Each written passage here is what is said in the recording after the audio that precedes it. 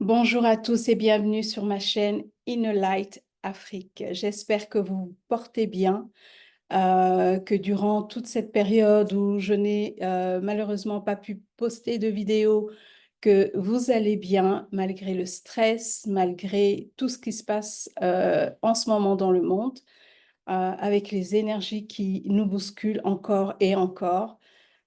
J'espère que vous vous portez bien et que vous êtes en bonne santé. Aujourd'hui, je voudrais vous parler un peu de la période des fêtes, qui est un moment de stress pour certains. Euh, Beaucoup vont commencer à réfléchir comment organiser les fêtes, qui aller voir, qu'est-ce qu'on doit faire, les cadeaux à acheter. Je voudrais juste vous dire, vous suggérer de ne pas vous mettre de la pression. La période des fêtes, c'est aussi une période où on prend soin de soi, on se repose, on fait ce qui est bon pour soi.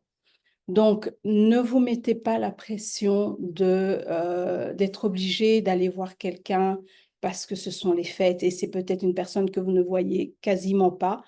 Mais parfois, quand ce sont des périodes comme ça de fête, on se sent obligé de rendre visite, de téléphoner, de voir telle personne ou telle personne.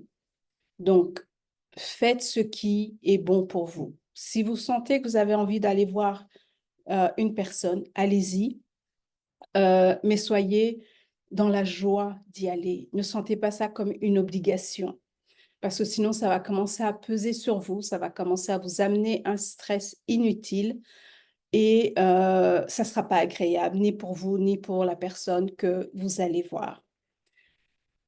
C'est une période qui est très occupée, très, plutôt, on commence à réfléchir un peu comment a été l'année, qu'est-ce qui s'est passé, qu'est-ce qui a bien été, qu'est-ce qui n'a pas bien été. C'est souvent durant cette période qu'il y a des réflexions qui se fait.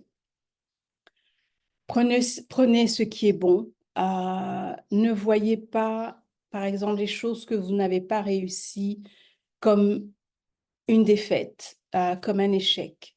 Bien au contraire, tirez le positif de ça. Tirez ce qui est bon comme une leçon. Apprenez. Ne vous jugez pas. Ayez la compassion pour vous-même et soyez seulement dans la joie, dans la gaieté.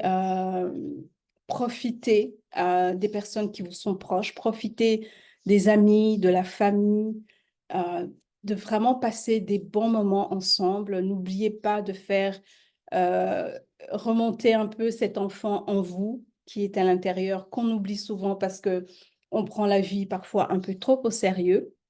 Donc, si vous êtes avec des enfants autour de vous, ça va un peu vous faire passer des moments de gaieté, de joie, de rire. Et c'est aussi ça, la période des fêtes. Donc, prenez le temps de prendre du recul, de passer du temps dans la joie avec les personnes que vous aimez. Je sais que en Afrique, c'est un peu plus, parfois c'est un peu compliqué, c'est différent. J'ai eu la possibilité de voir un peu justement comment les fêtes se passent sur différents continents.